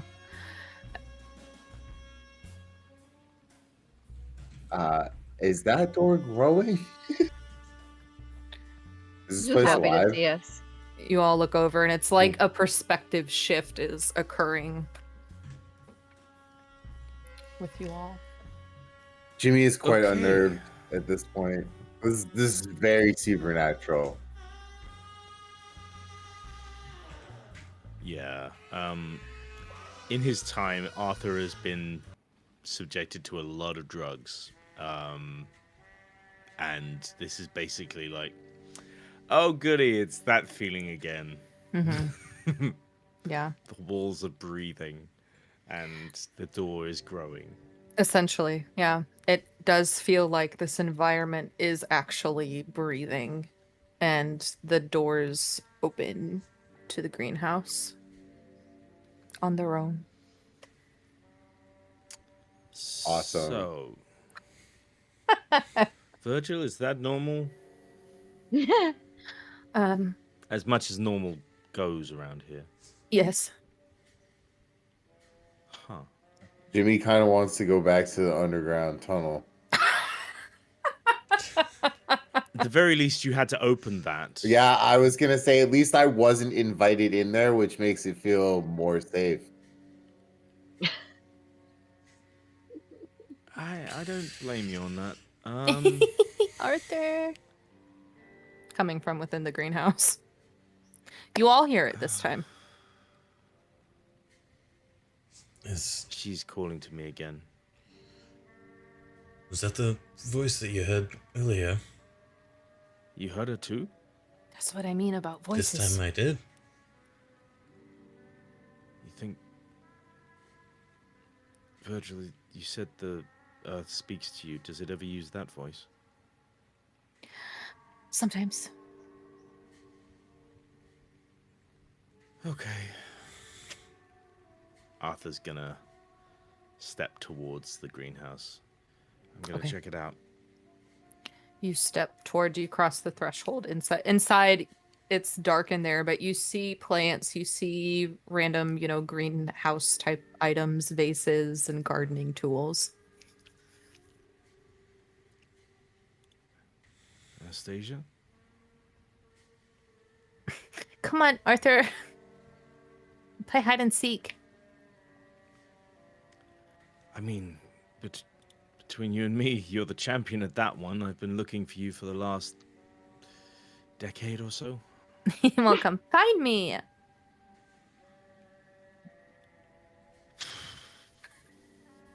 Ready or not, here I come. Okay. And he grips the watch in his hand as he steps over the threshold. All right. You step over the threshold and the greenhouse before you disappears, and you find yourself standing in a maze of massive marble stone. Right. That could have gone better. Do we see him disappear?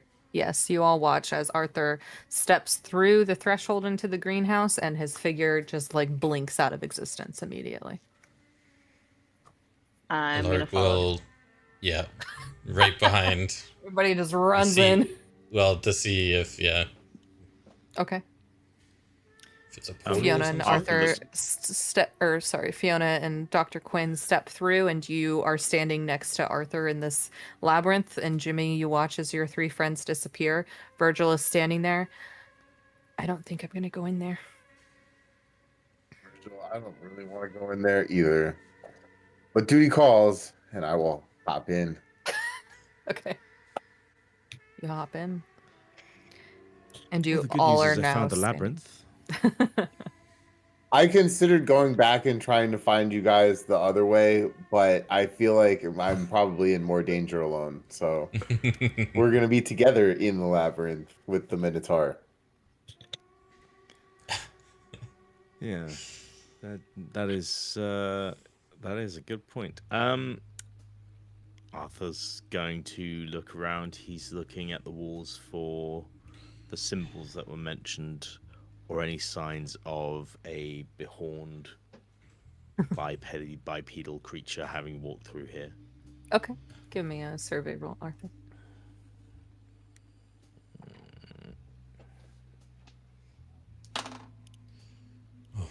It's only going to be a 4. A 4.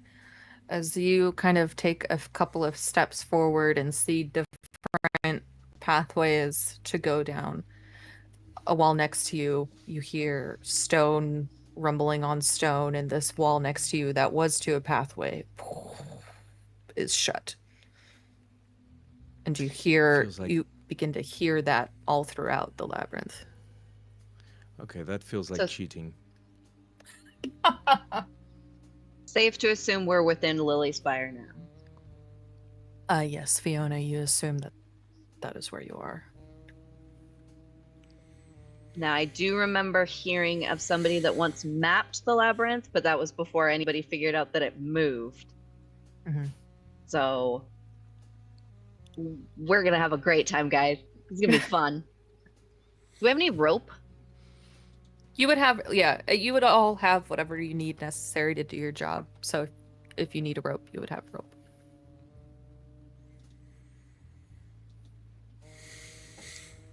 Oh, this is gonna be fun. How tall are the walls? These walls are 40 feet tall. Damn.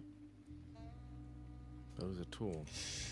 And as you look around at the growth on these walls, it's not in as much of a state of decay as it was up near the greenhouse and where you were with Virgil. Right, well, any ideas on how to... I don't suppose anyone has a giant bag of breadcrumbs.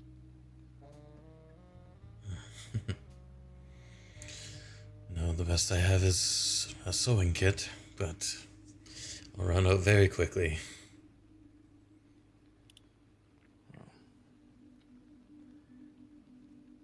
Okay. Chalk. I've Maybe got some chalk. and he's going to fish into his back pocket for some chalk from that he has, mainly because he's using a blackboard back at his abode for some of his more for some of the thoughts he has to get out of his head, and he's I'm just gonna say he's gonna use that to mark walls where they are. So he's going to try and use that to keep track of them as they move. And I'm going to say possibly a number and an arrow. So this would be number 1 and an arrow the direction they're going to go. Okay. You draw that easily enough. To move forward through the labyrinth, we can do sense rolls, focus rolls, or survey rolls. So, any of you that would like to do the... Yes, Jimmy. Can I like feel along the walls and see if there's like any weak points or like any false anything? Just kind of feel along, looking for buttons or anything. Absolutely. A 6. Okay. Give me a focus roll, Fiona, to inspect the walls with your hands. A 6 Arthur will do and a 5. We'll try and sense the bleed in the walls for some sort of pattern that might give him an indication, either of the direction of travel they should be taking or of the bleed's effect on the walls that makes them move. Mm-hmm. Okay. I'm going to use this is my gilded as well, so it's 5. A 5. So we had 2 6s and a 5.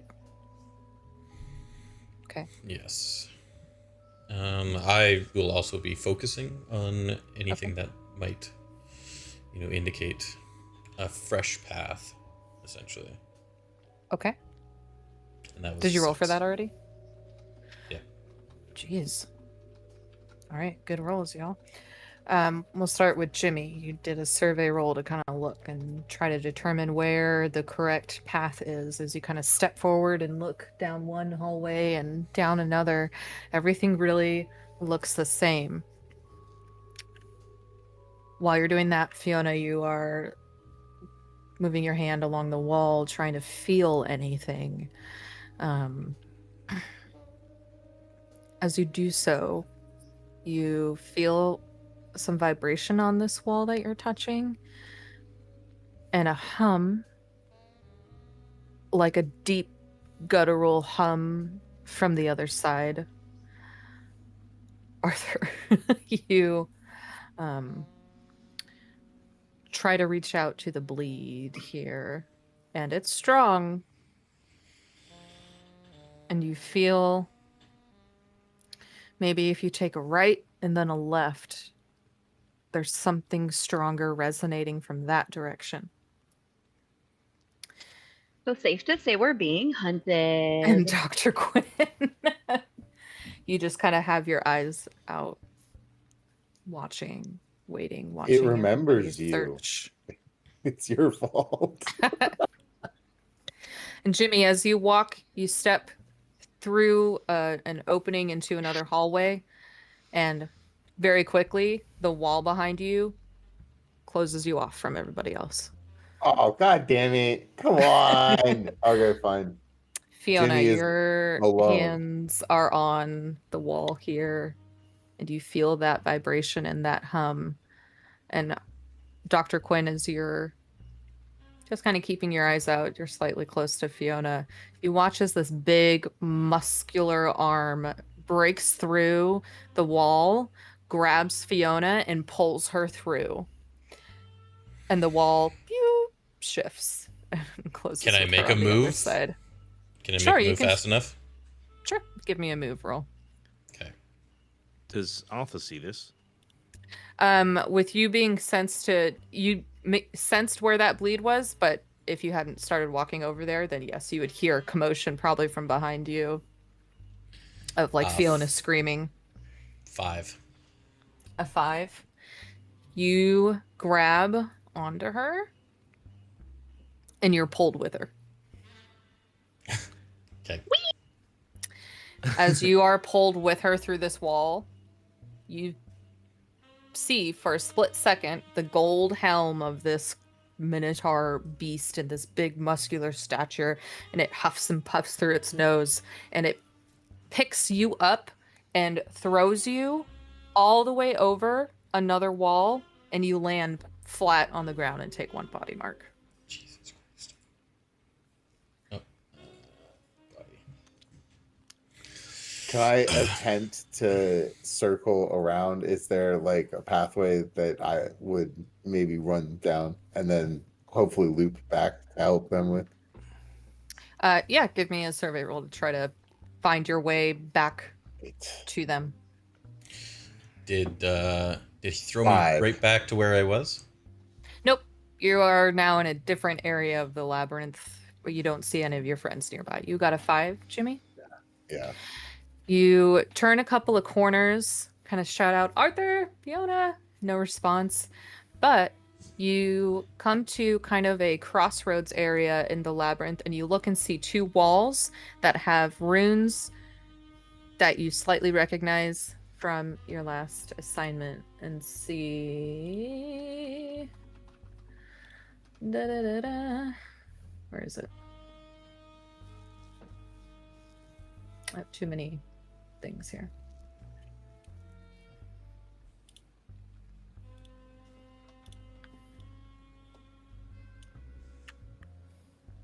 That's what you see. You see these 2 runes, and you see these like 4 walls, and the walls across from each of them are blank. What's Arthur doing? Arthur turned around just in time to see both of them pulled through the wall and then see it close behind them, and then heard the unmistakable sound of someone being thrown and falling to the ground. Yeah. It sounds something like The Wilhelm scream. Exactly. And he's knows that if he goes back towards where that hole was, he's not going to be able to get through. But equally, it may move again around him. So he quickly makes another mark on the wall and is going to try and follow what he sensed, the left and then the right, towards that sign of bleed that he was picking up. Okay. You do that, and you come face to face with Jimmy with these runes on the walls here. Awesome. Jimmy. Some backup. Do these runes mean anything to you, bro? Yes, no, they do actually. Well, I mean, not perfectly, but that one on the right is on. He fishes out a copy of the ritual he's done. As that one on the right is these symbols around the outside. I don't know what they mean, but there's 4 of them, and they are in opposition to the echoes produced by the child in the ritual. Why it's here, I don't know. This other symbol's also on the diagram. It's in the. I don't know if it means growth or earth, but I think it's something along those lines. Something that maybe this place is what it means. I don't know. But they're part of this ritual diagram, definitely.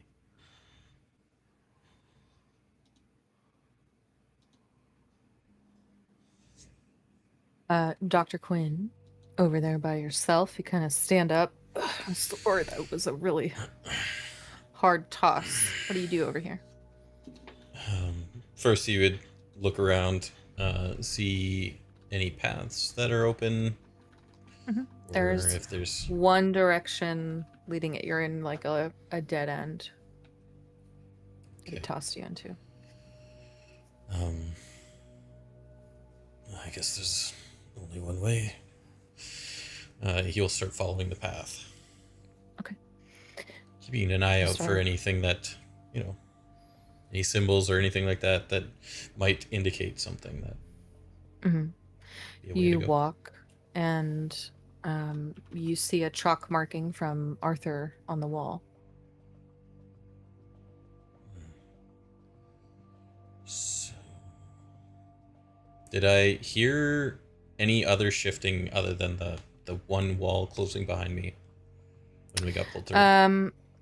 Initially, no, that would have been the only one at that Okay. time. But as you're kind of walking through the labyrinth, you hear shifting stone, like kind of off in the distance, slightly closer, kind of constant. Okay. I will follow the way that it points, if it points towards a direction. Okay. It does. And you follow that arrow down and keep walking. Your senses heightened here with Fiona having disappeared, you being tossed by a big bowl man. You hear heavy footsteps. Coming from, you're walking down like a straight, narrow, coming from the side. And you see this massive, I have a better picture of him. Massive minotaur man, and as he heavy footsteps down, you see that he is carrying a severed head in one arm.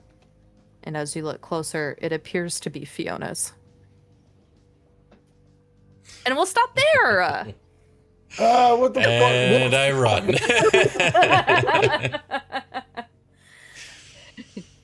To Dun, dun, narratively put a pause on Fiona, she won't be here next week, but we all will be. While you all figure out what to do and where she went or what happened to her. Clearly, she's Fiona dead. won't be here next Obviously. week. She's got a terrible head cold. Yeah. Bit of a headache, a little sore my around the God. neck Yeah. for some reason. I don't know. I don't think you expected your head to be severed, Fiona, when I said I was going to take you. Definitely I mean, was a surprise. You got the me. big muscly arm. I was naturally gonna lose my head. Oh my gosh. You're funny. As long as your last words weren't harder, daddy. Oh my god! Holy shit. No, Not it's to the father. I bull. don't know, with muscles like that. This is a creature specifically written by. It's from the source book, so I think it's pretty cool. Bull Oh hell. man. Oh man. Oh man. Oh man. Oh, bull. Oh, bull. No, Kevin, we established, was a shark. Yeah, Kevin's a shark. They're both Kevin the shark. Everything's The Kevin. layers Anyways. of teeth. Because we always have to talk about Kevin. The layers of teeth. You all. When did you determine that? I'm already excited for the In next chat. section. Damn. Talking about where all the teeth Uh, came from on the path. Oh. Yeah. I see. Why is he so hot? I don't. He just is. All right. I'm sorry. Fiona deserves a hot. Okay. Serious Stockholm syndrome. You gotta stop. Furry. Maybe I don't want to be rescued. Oh my god. Whoa. He remembers I me. I can change him. Yeah. I can fix Good luck with a severed head. Hey, does your needle kit fix decapitation? I mean, you I might could have to use definitely- all 4 needles. Yep. I can heal 2 marks at a time if I roll good. If you roll good. I feel like a severed head might be a little bit more than 2 marks. Possibly. It'll be fine. Maybe. It feels like that might be a scar. It might end up being a Just scar. a Nah, little like bit. mechanic. I can only do so much. Couple- You know? It's Couple gonna leave stitches a and a mark. bath, I'll be great. Yikes. So funny. Oh wow. Well, I mean, Exaltimore, you were saying that Lady never kills anyone. Now she does it without Murder. any checks. You're not even allowed to We see don't know what's Straight up. happening. Off-screen murder. We don't know what's happening yet. Wow. Of course she's Well, not damn. dead. Lady can't kill anyone. All right. The next creepy voice you hear is Fiona. Guys, why'd you leave me? No. You're not even here next week, but we're gonna have you. We're gonna have recordings of you. Yeah, we're doing gonna the have you voice. record. Just screams. Just But instead, screams, you know. instead it's just you saying, It's "No, I'm your fine. I'm fault." fine. Really, this guy's fine. Don't worry about it." Guys, no, Just a no, flesh seriously. wound. No, I'm all good. No, guys, really. Friends now. I'm having a great time. Just start biting. It's just a flesh wound. Come on, fight me. How about you? How about you? That part is so funny. Taking your head off. No, you haven't. All right. Wow. Everybody has Awesome. Okay. their own artifact gear.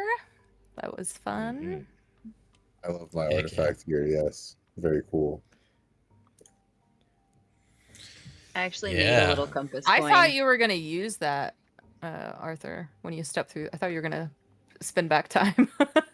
I really was considering it, like, but I was like, we were looking for the labyrinth, right? God, now we're in it. It feels like we're just gaining. Some of us getting more the than ch- others. The storyteller to edge through the thing. If I'm just like, I'm in the labyrinth. No, I'm not.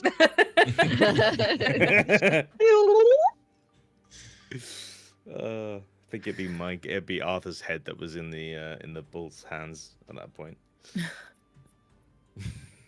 All right. Well, I'll see the three of you here next Sunday. Fiona, Mhm. see you in two weeks With a new character. with a new character.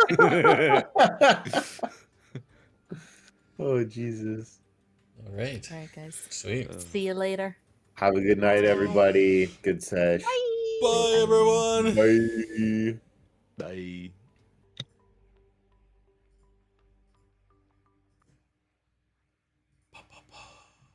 Well, that was good. Yeah, see you next week. Next week will be interesting. Only the three of us, but yeah. We'll have to figure out what the hell happened to Fiona. Thanks for hanging out, guys. Off with the head. I'm gonna find the Queen of Hearts at the end of this, at the center of the spire. Thought your shirt said "We Black." I got this one at TwitchCon actually.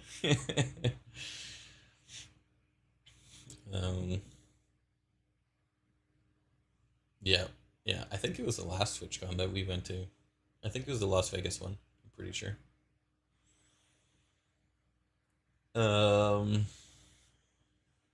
Yeah. We'll have to figure out what's at the center of the maze. I don't know if we're even gonna make it to the center of the maze. It's kind of weird that Fiona's the one that's been here before, and now we don't have Fiona. But we shall see. Your bullman boyfriend will fix it, don't worry. Yeah. Aside from the decapitation, for sure.